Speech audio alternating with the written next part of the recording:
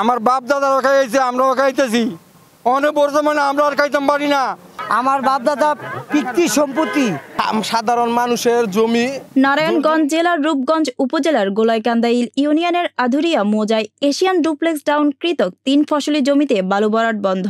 কৃষকদের লিস্টকৃত কৃষি জমির কৃষকদের নামে পূর্ণবহাল রাখা নিরীহ কৃষকদের নামে রূপগঞ্জ থানায় দায়েরকৃত মিথ্যা অভিযোগ প্রত্যাহার ও ভূমিদস্যুদের দালাল হানিফ মোল্লা ও কাজল মিয়ার শাস্তির দাবিতে এলাকাবাসী মানববন্ধন ও বিক্ষোভ কর্মসূচি পালন করেছেন।